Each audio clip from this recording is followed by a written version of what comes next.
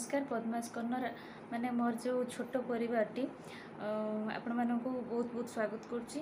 आज मो भिडियो रे आपण माने अलगा किसी देखि पारथुबे तो सेति मु बहुत नर्वस अछि कहीं ना मते लागुची ये भी गोटे आर्ट जोटा कि मो पाखरे जमा भी नाही किंतु कथारे अछि ना मनीष जेते इच्छा करिवो से किछि भी करि परिबो तो से भला मु भी किछि चेष्टा करूची आउ किछि टिप्स आउ ट्रिक्स मु यूट्यूब रु फॉलो करची तेणु मोर ये जर्नी रे आपण माने मते निश्चय सपोर्ट करिवे बोली मु आशा रखुची। आउ जो माने भी मोर माने नुआ करी वीडियो देखुचंती मो चैनल को लाइक करंतु शेयर करंतु सब्सक्राइब करंतु आउ बेल आइकन टी को प्रेस कर नियंतु जा द्वारा मु नुआ नुआ अपलोड करथवा वीडियो रो नोटिफिकेशन आपण माने पाइ पाइ। आज होची मार्च 20 तारिख सारा विश्व रे आजिर दिनटी को माने ओडिया माने पखाल दिवस रूपे पालन करछंती। एटा किछि वर्ष हला करछंती कि केबेठु कोन यार इतिहास मु किछि जानेनी किंतु मो जानिबारे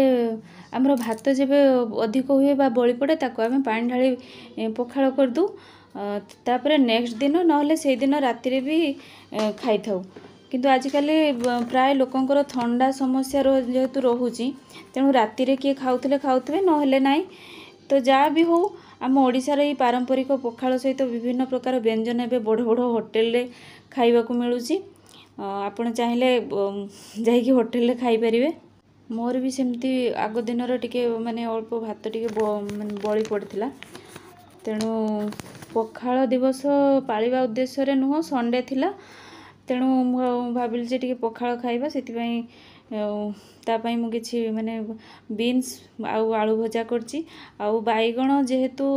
पुअर जन्मबारी थिला सेति पई मु संडे रे मु पुडापुडी किछि करेनी तापरे खाइथिलु खाइ साला परे मोर किछि काम थिला सिलेई गोटे साइड रे फॉल लगेबार थिला ताकू लगौथली लगे साला परे हमकु मामू घर को डाकिथिले तो दिन रे खाइबा तांको घरे होबो सेति पई हमें माँ पुओ झियो 3 जण चलिलु मामू घर को। मामू घर प्राय हमर हाफ किलोमीटर पाखापाखि माने 10 मिनिट रो रास्ता भी होबनी 7-8 मिनिट लागिवो पहुँची गलु फाइनाली मामू घर को। मामू घर बाहर किछि दृश्य मु भितर किछि भी शूट करि पार नाही करि नाही तो एठी सरी आछि मोर वीडियोटी। आजिर वीडियोटी आपण मानू केमिति लागिछि मते मेसेज करी जणेबे। आज पई रहुछि नमस्कार।